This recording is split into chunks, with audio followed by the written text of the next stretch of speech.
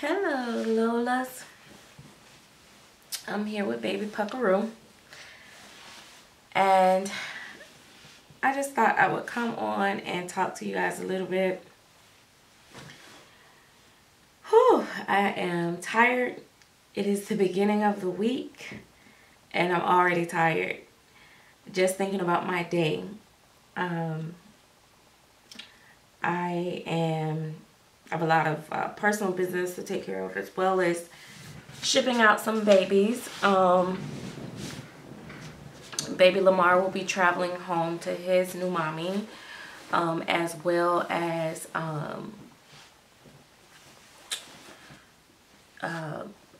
Gabigail number 10. She's going home to her new mommy. So we have those two going, and I have to hopefully be able to prepare the next baby for eBay. I keep going back and forth on other babies. I did decide that for sure that Harlow, I did decide to keep her for myself, for my personal collection. So she will be staying. I'm starting to really get low on my reborns, and I don't have as many kits left to paint. I had some pre-orders out there that's hanging out there that will probably, you know, surface in I'm trying to think, did I order one or two of those? I think I ordered one. Yeah, so I have like three, I think maybe 3 pre-order kits, or I don't know. Anyway, I have a couple more kits left.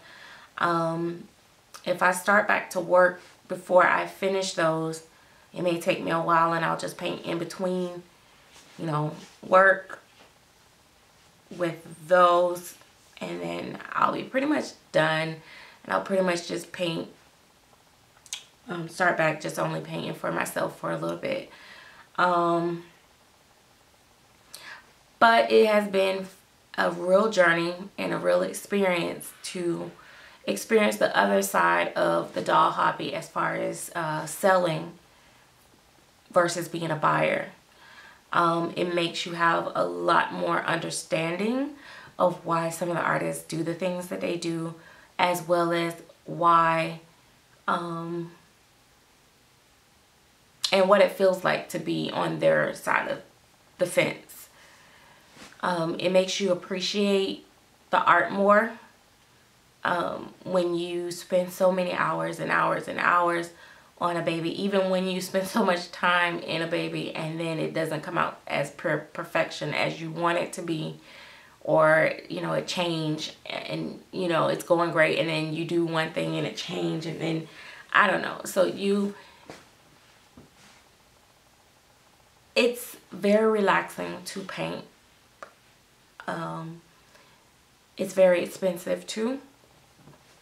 I used to be like, oh, it can't be that bad, you know, blah, blah, blah. But it definitely adds up. Just think, the kits are $100 a pop, or a little over $100. And then everything that goes in it.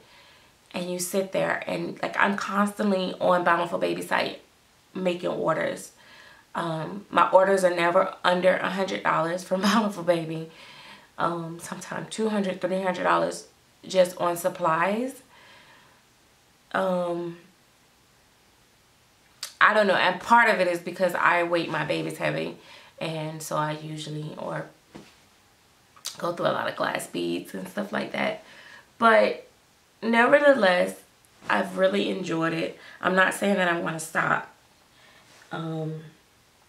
but it's definitely going to slow down once I go back to work, as well as making videos and live streams and all that great stuff. It's been fun being home, but I think I need to go back to work. But yeah, it's really I was watching a Wonderful World of Reborn video, and she was talking about why sellers don't put the prices out front And we had this conversation before where people was getting upset because sellers don't put the prices out when they like post the baby on Facebook or Instagram or wherever, and they be like, oh, the baby is for sale, PM me for information. And I had commented on her video, and as I was telling her, a lot of times they don't do it because, you know, I was taking a break, to be honest, from the cutthroat YouTubers, the ones that constantly like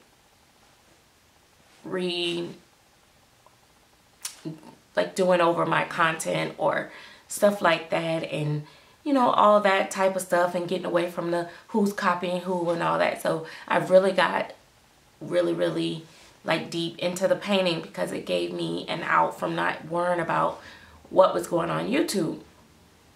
But then I realized that no matter what you do in life, no matter whether it's on a corporate job or, you know, if you're in the doll industry as an artist, a buyer, you know, or seller, there's always going to be those trifling people, or, you know, jealous-hearted people, or just people that just ain't right, you know.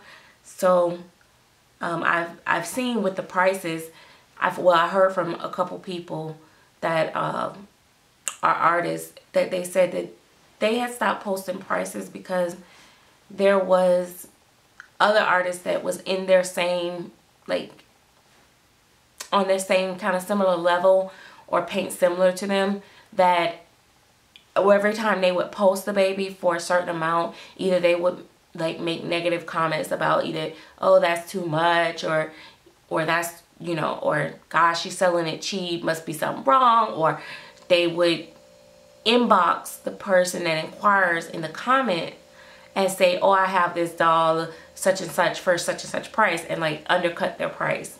Like if they have it listed for $500, they'll be like, I got one that I can sell you for $450 shipped.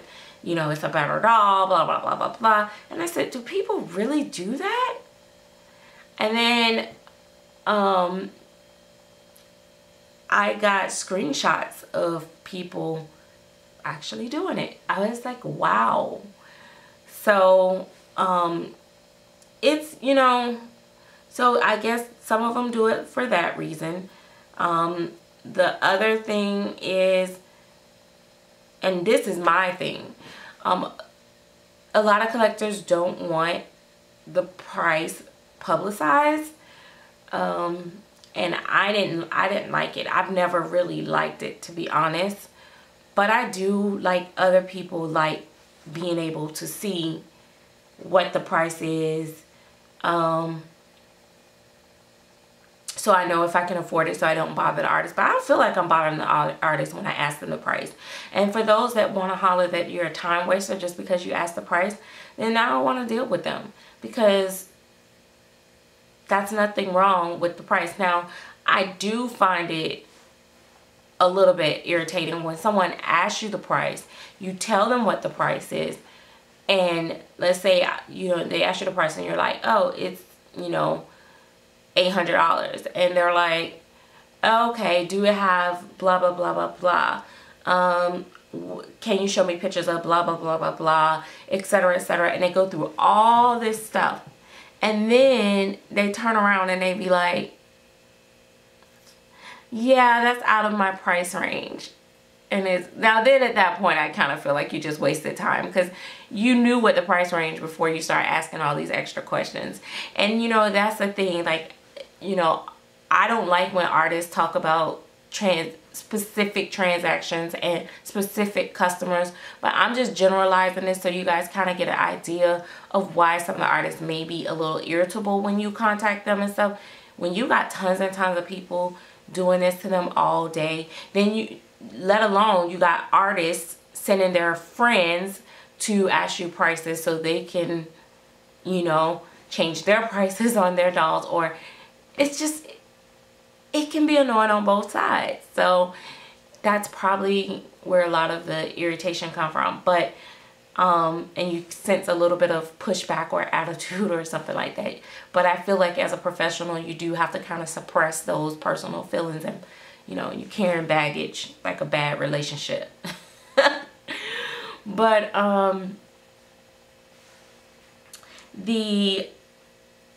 yeah, I didn't like the prices. And I was telling them, like, when I bought my first very expensive silicone baby, which was I bought Zoe's second market, so it wasn't a big deal. Nobody knew how much I paid for her, etc., etc. It was okay.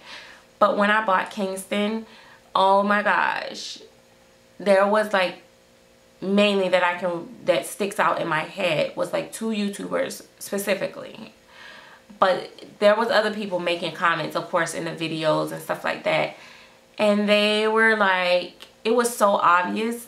They were like, you know, these people run out and they get these clear dolls, and I've seen silicones before, and I don't know if they're worth it and all this and stuff. Or either they were saying like, you know, I saw the price on the doll, and who could pay that kind of money? How can they sleep at night spending that kind of money on a doll?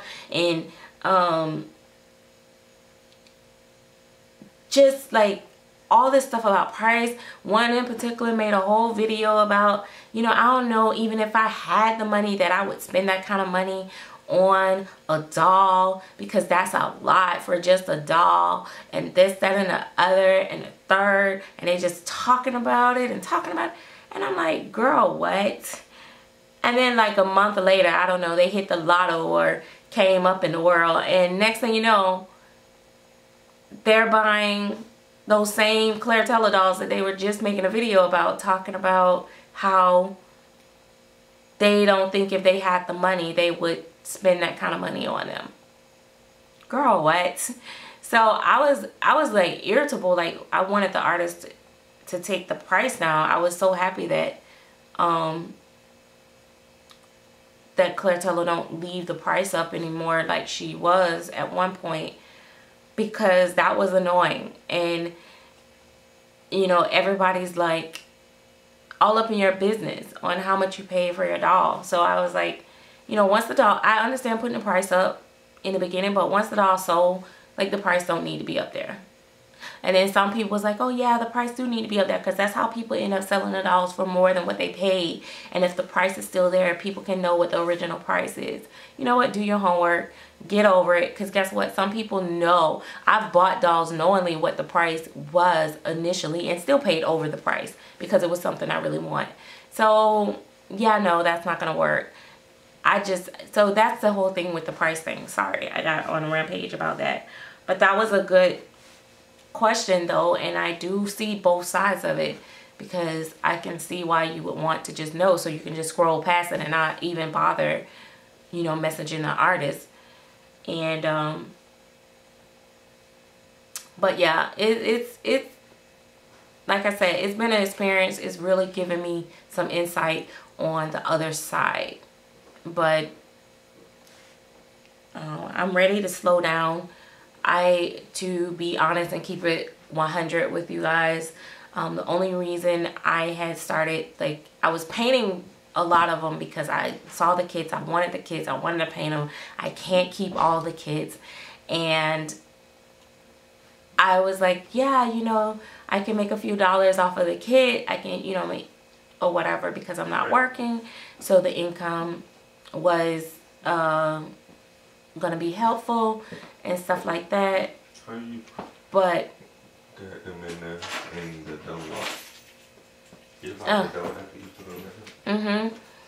and so yeah, so I forget, he made me lose my train of thought. But yeah, and I sold, you know, was selling dolls because of the income. Like, yeah, you know, it's a little bit of income. It's not as much as what people think, or what I thought it would be when you get through subtracting what you put into it, what you spend, shipping, etc., etc. But I'm ready to just go back to a regular 9 to 5, and I'll sell a doll here and there when I need to, but yeah. So I just couldn't see it as a full-time thing. I thought about it, but I don't know. So I do have a lot more respect for the artists out here that do it full-time. So yeah, but anyway, I'm gonna go because this video is getting long. Don't forget to subscribe, give this video a thumbs up, and we will see you in the next video. Thanks, guys.